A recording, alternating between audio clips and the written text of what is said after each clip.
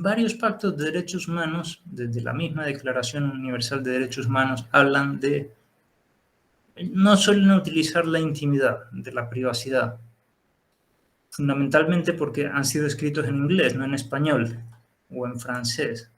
Y en inglés se habla más de privacidad. Y no es lo mismo, intimidad es algo más íntimo, valga la redundancia. La privacidad puede incluir más cosas. Veamos lo que dice la Declaración Universal de los Derechos Humanos, el artículo 12. Dice, nadie será objeto de injerencias arbitrarias en su vida privada, su familia, su domicilio, su correspondencia. Aquí es interesante porque ya se pasa de la vida privada del individuo a la familia, con la que coexisten, al domicilio, ya las pertenencias, al espacio más amplio de cada persona, de ataques contra su honra y reputación. Toda persona tiene derecho a la protección de estas cosas. El Pacto Interamericano e Internacional de Derechos Civiles y Políticos un poco recoge la misma idea. Nadie será objeto de injerencias arbitrarias y ilegales en su vida privada, familia, domicilio o correspondencia. Correspondencia. Muy bien. Y la misma, la protección. La declaración, dicho sea de paso, es solo una declaración, no obliga. Ayuda a interpretar los derechos humanos, pero no obliga. Se firmaron, eso se firmó en 1948. Pero después se firmaron en 1966 dos tratados, ¿no? El Pacto Internacional de Derechos Civiles y Políticos y el Pacto Internacional de Derechos Económicos, Sociales y Culturales. Pues bien, aquí tenemos lo mismo, ¿no? Esto es lo que incluye el derecho a la privacidad. Esto ya es como un desarrollo de lo que implica tener intimidad. Si no tuviéramos intimidad, no tendríamos derecho a la privacidad. Aquí, right to privacy, en inglés. Es esto, me falta traducir algunos títulos. Principales aspectos del derecho a la privacidad. Y esto es muy interesante. Entonces, la jurisprudencia de las Cortes de Derechos Humanos dicen la privacidad tiene un amplio campo donde se esparcen. Desde luego, la intimidad, el espacio personal, lo mío, ¿no? Las cosas que guardo en mi conciencia, ¿no? Después,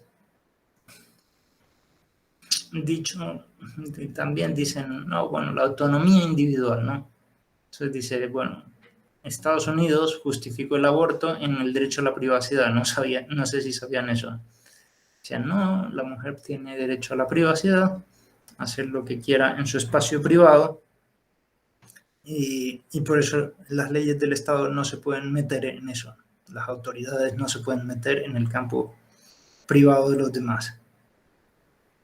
Otros países que aprobaron el aborto no seguirían ese criterio, porque se dan cuenta, digo, hay muchos crímenes que se cometen en privado, ¿no? Si uno está matando a una persona, no pongamos en el vientre, sino fuera en privado, no por ser en privado está bien, se dan cuenta. Si uno, digo, no porque sea privado nada es crimen, ¿no? Ahí lo que hay que ver es si existe persona o no, así de sencillo. Si existe persona y la están matando, pues eso es un crimen. Y si no existe persona, pues no es un crimen, así de sencillo. Pero no porque es un espacio privado. Me parece que el argumento es flaco, pero eso como que lo han extendido un poco para que vean. La privacidad también ahí se exige, digo, el respeto de la vida privada, familiar, contra los programas de vigilancia. Después del atentado a las Torres Gemelas, muchas cosas cambiaron. Hay mucha vigilancia en los medios de comunicación. Y muchos casos también que dicen, bueno, el Estado no tiene derecho a meterse aquí. La protección de la familia. Esta es otra cosa que es interesante, ¿no? La protección de la familia, dicen, la vida privada y de familiar también, ¿no? El espacio familiar. Y una legislación sana muchas veces pues, no se mete en muchos temas de familia. una legislación de un Estado totalitario, de un Estado comunista, por ejemplo, terminan metiéndose en la familia muchísimo. En China, bueno, han cogido algún hijo que jugaba bien por las condiciones físicas para que sea estrella del baloncesto norteamericano. No sé si lo conocen. Es famoso el caso. Bueno, sí, el Estado decidió que necesitamos una estrella, buscó entre toda la familia el mejor y paga ese. Bien,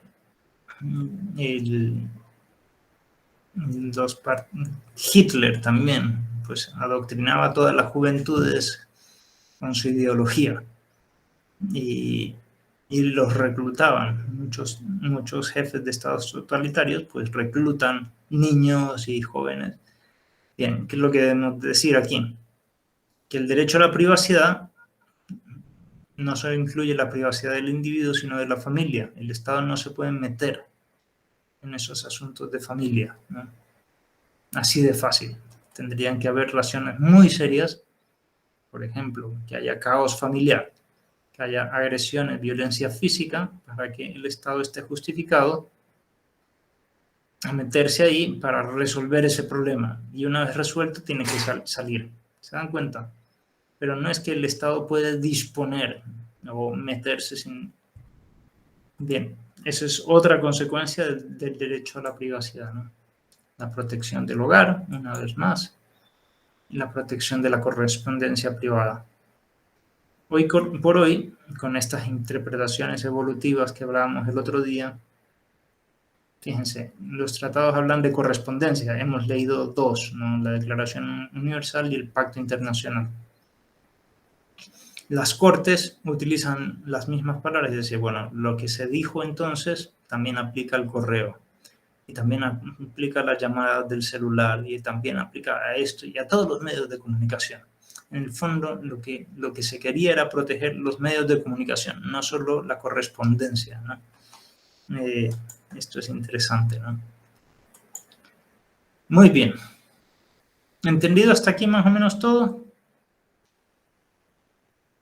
Porque vamos a poner unos casos de cómo están resolviendo las Cortes de Derechos Humanos un método que es casi Dios hoy día, ¿no? Que sirve para resolver muchos casos, que es el Balancing Test. Balancear. Por un lado tenemos lo que se sufre y por otro los beneficios, más o menos, ¿no? Y entonces, una clásica forma de balancear un clásico ejemplo es entre el derecho a la privacidad y el derecho a la información.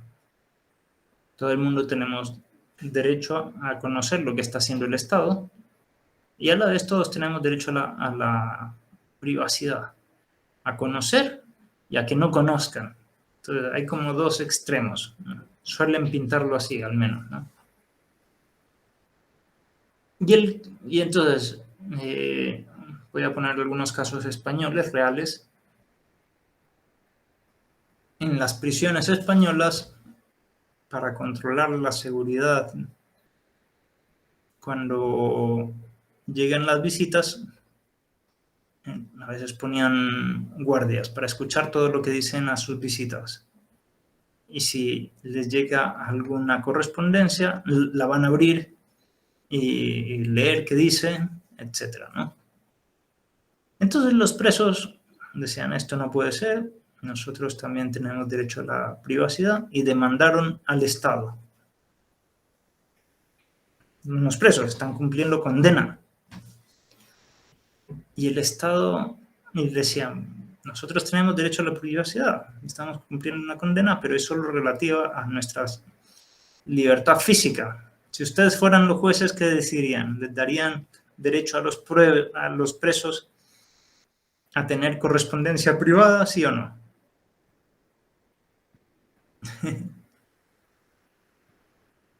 ¿Les darían derecho a tener correspondencia privada? Sí. Bueno, eso fue lo que el Tribunal Constitucional Español dijo. En estos casos, la pena se limita a la cuestión física Perfecto, entonces le dieron. Es como un sopesar, quién gana más. Pero después vino otro caso, ¿no?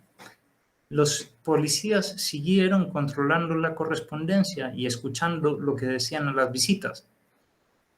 En algunos casos, los casos de unos terroristas llamados ETA. Los miembros de la ETA son muy peligrosos. Si descubren quién es el policía y todo esto, probablemente incluso desde la cárcel mandarán a matar a la familia. Son muy peligrosos. Entonces, como son de alto riesgo, ellos pusieron igual el control para ellos. Y estas personas demandaron, dijeron, ya hay un caso que el Tribunal Constitucional ha concedido el derecho a la privacidad. Y nosotros somos tan presos como ellos. Si ustedes fueran el Tribunal Constitucional, ¿les darían el derecho a tener comunicaciones privadas a los terroristas o no? ¿Les darían el derecho a ellos a tener, como todo el resto de presos, bajo el principio de igualdad? ¿Qué piensan?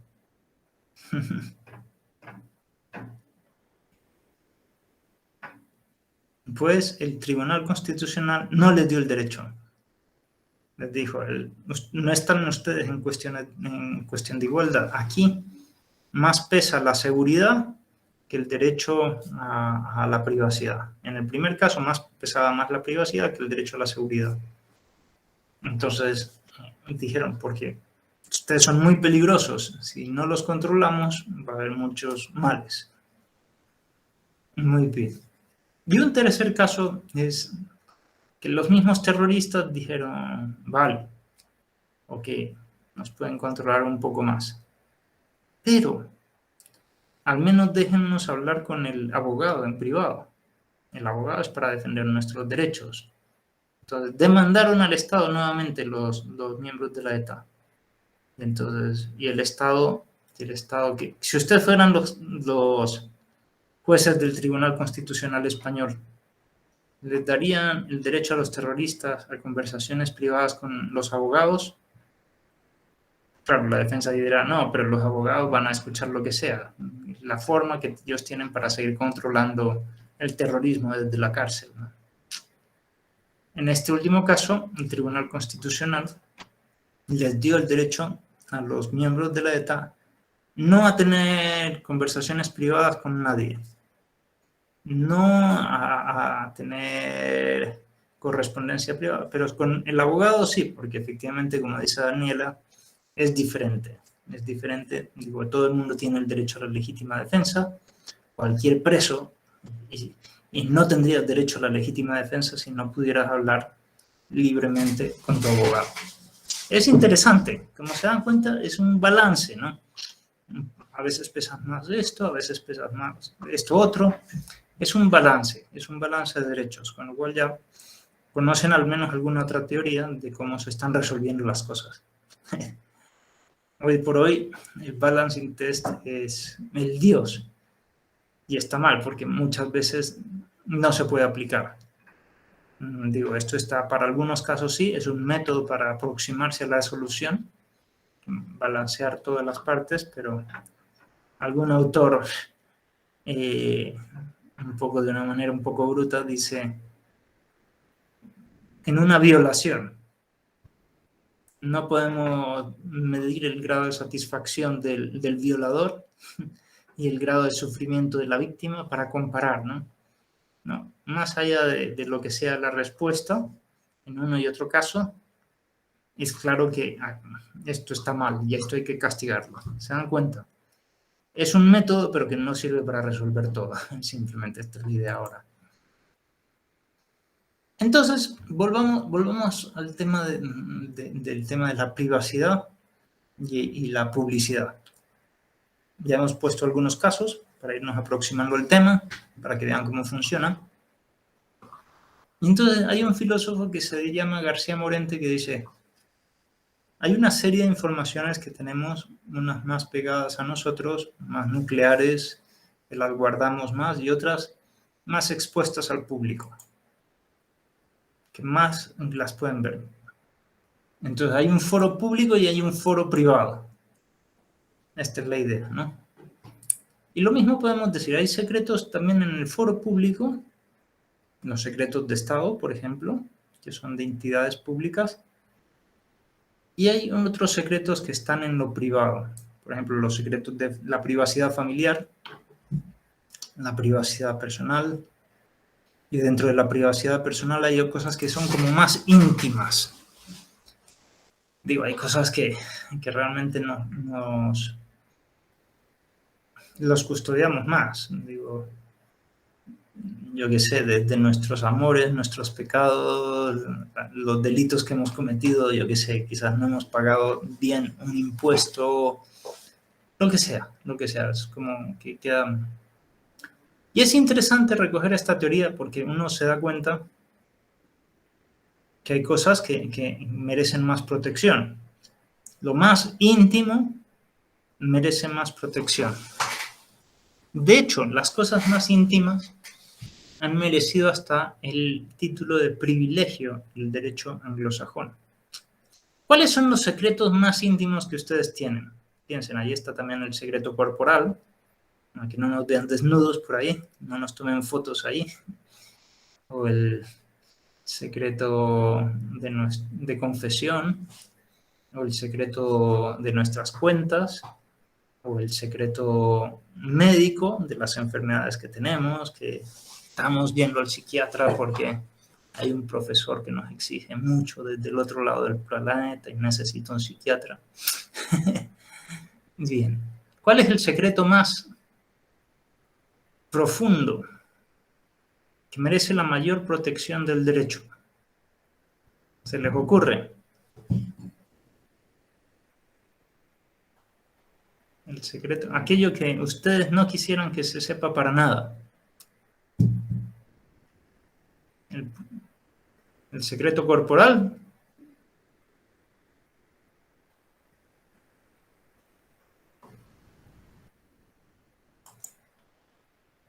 Sí, bueno, los jueces pueden pedir, yo que sé, alguna vez un examen corporal para ver ciertos delitos. Efectivamente. En cambio, hay otros secretos que se protegen con privilegio en el derecho anglosajón. Un privilegio es como el máximo grado de protección, que son el derecho, el privilegio del abogado cliente, no sé si lo habían escuchado, exactamente como la agresión, en el chat. Y porque eso tiene que ver con nuestros delitos, con las cosas que no hicimos bien, y si no tenemos una persona con la que hablar, no podemos tratar de mejorar o ver si esto estaba bien o estaba mal, o cómo remediarlo. El privilegio abogado-cliente, que tiene que ver con la conciencia, y el secreto de confesión, el segundo, secreto de confesión. Digo, las cosas que decimos en confesión merecen una protección especial. El juez no puede pedirle al abogado que delate al cliente. El juez no puede pedirle al confesor que diga lo que le dijeron en confesión. Porque son cosas que tienen que ver con nuestra conciencia. Y si no pudiéramos abrir nuestra conciencia a alguien y aclararnos, cada vez seríamos un poco más malos, digo. Esa es la naturaleza humana. O saber si están mal. A veces no están mal las cosas. Al menos tenemos derecho a confrontar nuestras ideas y a ver si realmente lo hicimos mal y ver cómo salir de estas cosas. Ok. Si distinguimos bien, entonces podemos ver qué son las reglas generales. ¿Qué piensan que son las reglas generales? ¿Todo debe de ser secreto o no? ¿O todo debe de ser público? La regla general. ¿Hay derecho a la información como regla general o el derecho a que todo sea secreto? Esa es una gran pregunta que hoy por hoy la mayoría de las legislaciones lo tienen más o menos contestado. Si hablamos del foro privado, entonces Melissa tiene la razón.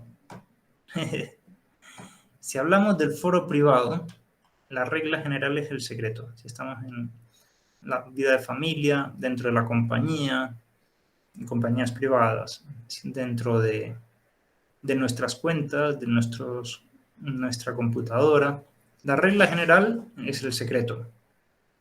La regla general es el secreto. En cambio, si hablamos del foro público, las instituciones públicas, la regla general es la publicidad. Todo lo que está en las revistas, en las repisas públicas de los ministerios, del presidente, todo es público. Es el principio de transparencia especialmente vigente en el Estado democrático. En cambio, la excepción en el ámbito privado es la publicidad. Hay ciertas cosas que incluso aunque sean hechas por los privados deben de saberse. Este señor fue el asesino de esto y hay sentencia condenatoria. Si ya hay sentencia, eso es público. ¿Se dan cuenta? ¿Es un acto de una persona privada? Sí. Pero tiene conmoción social. Tiene un interés social y por eso esa sentencia debe de ser pública. Es la excepción. Entonces, la excepción tienes que justificarla. La regla general no. Lo mismo aquí. En el Estado, las instituciones del Estado, no debe de haber secretos.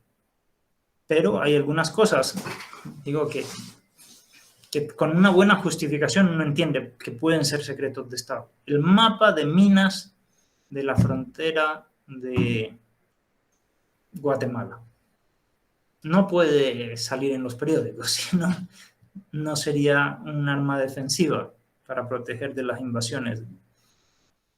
No, el mapa de minas es secreto de Estado, no sé si parece fácil, ¿no? Y hay una ley que dice que es secreto de Estado. La ley de seguridad nacional, generalmente. Bien, pero es la excepción. Sí, Sharon. Licenciado, buenos días. Fíjese que yo le tengo una Buenos pregunta días. de los secretos de Estado, ¿verdad? Si Uh-huh.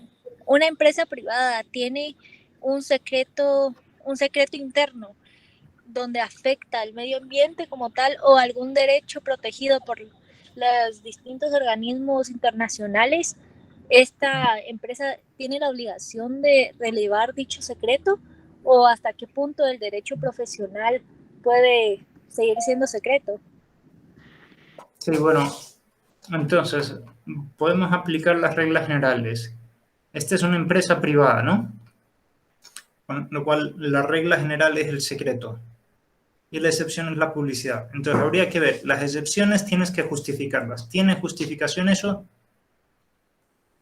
Yo te diría, si estás dañando, yo qué sé, las plantas que hay en el patio de tu casa, bien, no parece suficiente justificación para romper la regla general. ¿De acuerdo?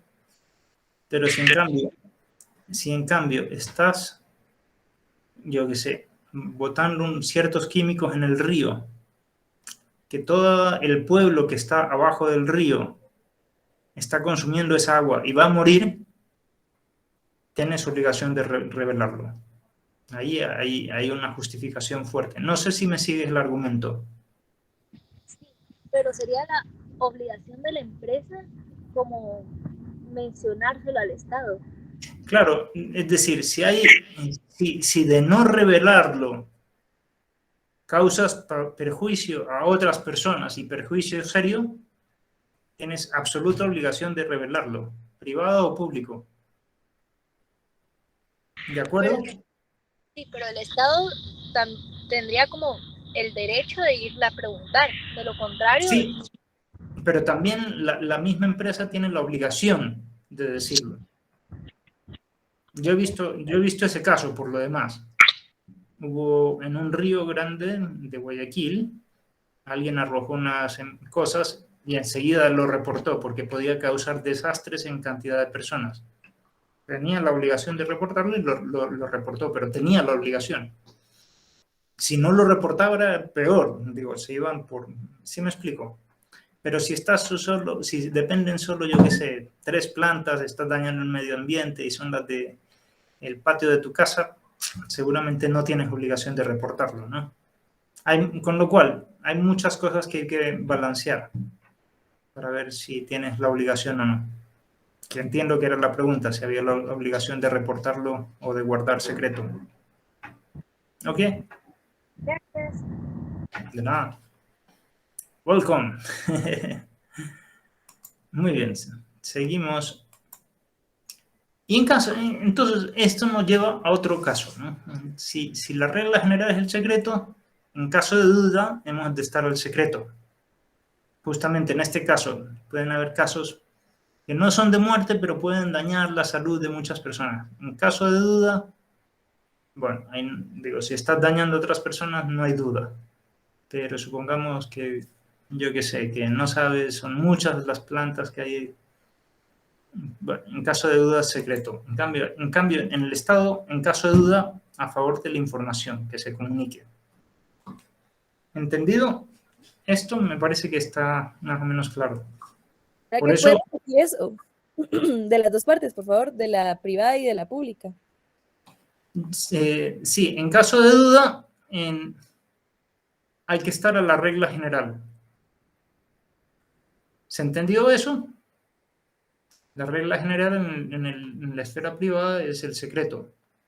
El Estado no puede meterse o los periodistas no pueden decir, no, esto debemos de informar al público, no.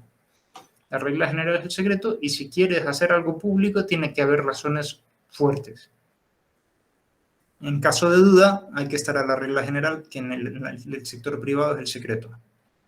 En las instituciones públicas todo tienes que mostrarlo, especialmente en el Estado democrático. Y si quiere el Estado tener un secreto, tiene que justificarlos con razones de peso, porque eso es una excepción. ¿De acuerdo? Por lo cual, si hay duda, vamos de estar pro informaciones, a que se informen, no a que se mantenga el secreto. Si tenemos dudas de si el presidente tenía derecho a tener secretos en las cuentas corrientes, pues hay que estar a pro informaciones, debe de ser transparente. ¿Ok? ¿Quedó claro? Gracias. Ok, muy bien. Finalmente, un último principio que es el principio de magnetización polar. Esto es muy sencillo.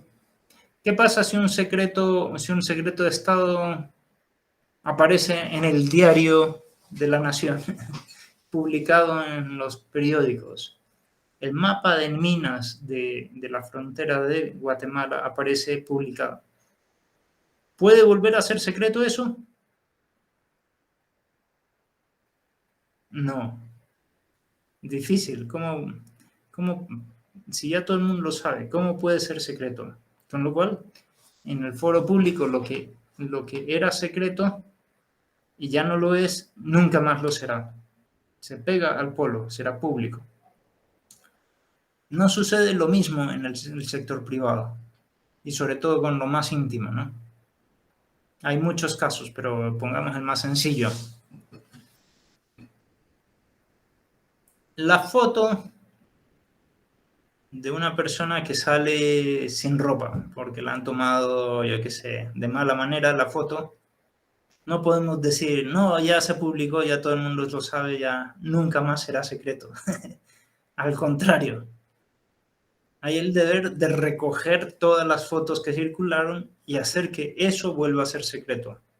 ¿Se entiende?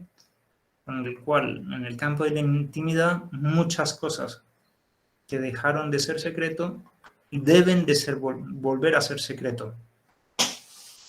¿Se entendió un poco? Muy bien. Un último caso, simplemente, de una mujer mala, muy mala, mató a una persona, por eso era mala. Y de hecho fue sentenciada por haber matado a esa persona. Y apareció en los periódicos y fue a la prisión, varios años de prisión. Después de varios años de prisión salió de la cárcel. Trató de rehacer su vida profesional. Después de 10 años de haber estado en la cárcel, de haber salido de la cárcel, tiene un encuentro con otra persona. Y la otra persona comienza a decir todo de ella y le dice, usted es una criminal, usted es una asesina, no tiene derecho a hacer esas cosas. Y esta persona que había salido después de 10 años de salir de la cárcel, ¿no? Demanda a esa persona por insultarla, por agravios a la reputación, por revelar secretos. Y la otra decía, pero no, digo, esto salió en la prensa, es verdad, usted no puede demandarme a mí por daños, porque usted es un asesino. Si ustedes fueran el tribunal, ¿qué decidirían? ¿A quién le darían la razón? Era de conocimiento público, de hecho salió en los periódicos, efectivamente. ¿A quién le darían la razón? ¿A la que mató y estuvo en la cárcel o a la otra? Pues no le alargo el cuento. Le dieron la razón a la que estuvo en la cárcel. ¿Por qué? Y esto es muy interesante.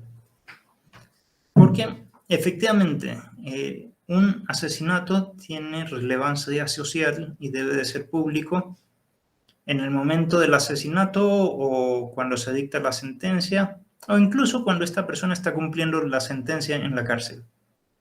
Pero pasado el tiempo, después de casi 20 años del hecho, después de haber cumplido la condena, después de 10 años de haber salido de la cárcel, ya no tenía relevancia social. Eso, digo, ya pagó sus penas y según el juez decía, bueno, hay derecho a que se olviden estas cosas, ¿no? A que eso vuelva a ser secreto. Es interesante, no sé si ustedes están de acuerdo, pero esa fue la sentencia. A que eso que fue público vuelva a ser secreto. Eso es el principio de imantación polar. Muy bien.